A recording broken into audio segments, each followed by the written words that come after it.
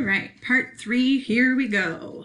This is just a couple more examples of balancing equations to give you a little bit more to work off of as you're starting to practice on your own. So this first problem is solid carbon, so like graphite or something like that, reacting with fluorine gas to make carbon tetrafluoride. And so the first thing we always do is count up our elements. And so we have 1 carbon on the reactant side, 2 fluorine on the reactant side, 1 carbon on the product side, and 4 fluorines on the product side. I'm going to identify my elements that I have in different amounts. So I have the same number of carbons, but I have different numbers of fluorine. So I need more fluorine on the reactant side. So I identified where those are in the equation, and I can change how many fluorine there are on the reactant side by just putting a coefficient in front. It won't affect any of the other elements, so that's kind of nice. So I'll go ahead and put a 2 in there, and I chose a 2 because I have 2 fluorines right there already. So if I multiply them by 2, I would have 4 fluorines. That'll make my fluorines balance out, hopefully, and it does. So I still have 1 carbon on each side. So I've made kind of a second column in my table. And so now I have 2 fluorines on the reactant side and, I have 4 fluorines on the reactant side, and I have 4 fluorines on the product side. And the product side remained totally unchanged because we didn't put a coefficient over there. And now everything is all balanced out. So we don't need to go to step 6, but we will do some examples that do require step 6. So you've got to look forward to. Next example, this is lanthanum oxide reacting with liquid water to create lanthanum hydroxide, which is a solid. So as per usual, I'm going to count up all my elements. On the reactant side, I have 2 lanthanum, 4 oxygens. So 3 come from the lanthanum oxide and 1 is coming from the water on the reactant side. And then my hydrogens, I have 2 hydrogens, and those are both coming from the water on the reactant side.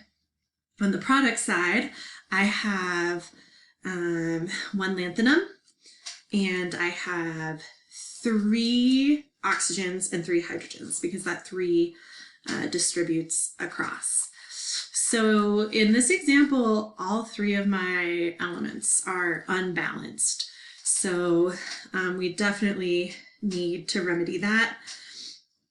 So to start off, I am going to balance out lanthanum, right? Because we always leave hydrogen and oxygen for last, and oxygen for last of all. So lanthanum first. And I have 2 lanthanum on the reactant side. So I need to get 2 lanthanum on the product side. So I'm just going to put a 2 in as my coefficient on the product side and count everything again. So reactant side is totally unchanged. Product side, I have 2 lanthanum, 6 oxygen, and 6 hydrogen. So now my lanthanum match, but my oxygen and hydrogen do not. So I'm going to have to go ahead and take a look at those guys. So I'm going to look at hydrogen because, like we've talked about, you always want to leave oxygen for last. So I'm going to put a 3 in front of the water because 2 times 3 is 6, and I need 6 oxygens. So I'm like, well, that seems like a great idea. So now, counting everything up again, 2 lanthanums on each side, 6 oxygens on each side, and 6 hydrogens on each side. So with that second coefficient, being added, we are all even and balanced out. So, how nice. Okay, next example. This is another one where we're taking words and turning them into an equation. This is solid ammonium nitrate decomposes thermally to yield nitrogen gas, oxygen gas, and steam. So, ammonium nitrate, those are two no excuseless dudes, so NH4 1 plus and NO3 1 minus, so they are balanced. And then it says decomposes, so that tells me A, this is a decomposition reaction, and B, there are no other reactants. The only reactant is ammonium nitrate. Decomposes thermally, that just means it produces a lot of heat, and it yields nitrogen gas N2. So yields tells me that's going to be the products that come after yield, and it's N2, O2, and H2O. Steam is just gaseous water. Okay, so let me write that out. So NH4NO3, charges are balanced, it's solid, and it's the only reactant, so it's by itself on the left-hand side. Now I have my arrow showing my reaction to my products. I have nitrogen gas, which is N2, oxygen gas, which is O2, and then steam, which is gaseous water. Okay, so now that I have my equation written out, I can start to balance it. So first things first, count everybody up. 2 nitrogen on the reactant side, 2 nitrogen on the product side, 4 hydrogen on the reactant side, 2 hydrogen on the product side, and 3 oxygens on each side.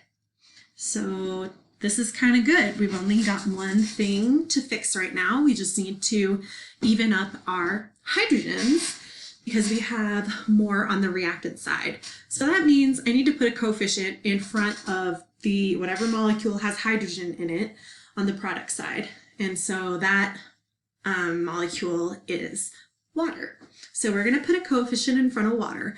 And because we want 4 hydrogens, let's put a 2 there so that we have 4 hydrogens. 2 times 2 is 4. Alrighty, so we can recount. Still 2 nitrogens on both sides. And now we have 4 hydrogens on both sides, so that's good.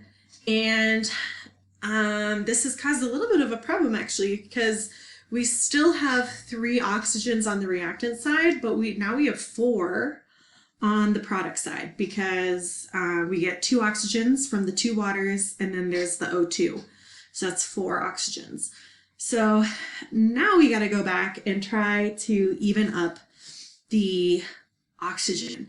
And in this case, since we have an even number of oxygens on the product side and an odd number of oxygens on the reactant side, and the oxygens on the reactant side are an odd number.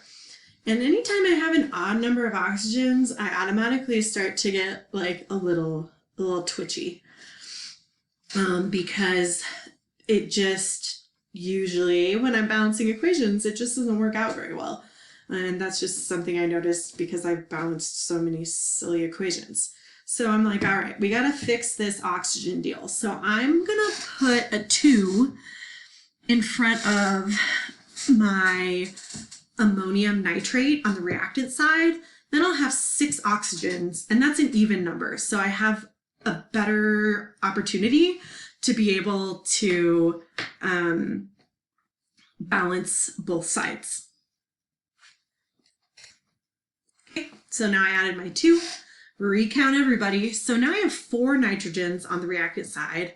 The product side is unchanged, so I have 2 nitrogens. 8 hydrogens on the reactant side, 4 hydrogens on the product side, and then I have 6 oxygens on the reactant side and 4 oxygens on the product side. So product side remained unchanged, and we made some alterations to the reactant side, and now everything is unequal. You might be thinking to yourself, Miss Olson, that seems like the opposite of progress. But you're wrong. We are actually headed in the right direction. So now I'm going to start my process back over where I'm like, okay, well, now I need nitrogen to match back up. And it's very convenient because I need to double the nitrogen on the product side. And the nitrogen on the product side is all by itself, so it's not going to mess up any of our other element counts. So I can put a 2 in front of N2, and then I'll have 4 nitrogens on the product side, and there will be much rejoicing. Then I'm going to look at my hydrogen, because we always do oxygen last. So I look at my hydrogen on the product side, and I only have 4, and I need to have 8. So I'm going to change my pink 2 to a 4 so that I have 8 hydrogen. And then I am just going to take a breath and count up my oxygens and see if I need to do anything else.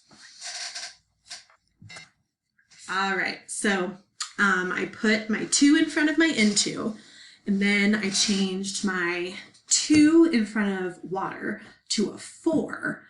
Now I'm going to recount. So I have 4 nitrogens on both sides. I have 8 hydrogens on both sides.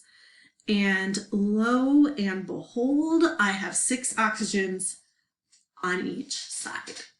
So that was pretty spiffy. You can go through this process in lots of different ways. I would encourage you to make the tables for the first few that you're practicing. But overall, I think you're going to find that this is kind of just like a puzzle. And it ends up, in my weird opinion, to be kind of fun. Okay.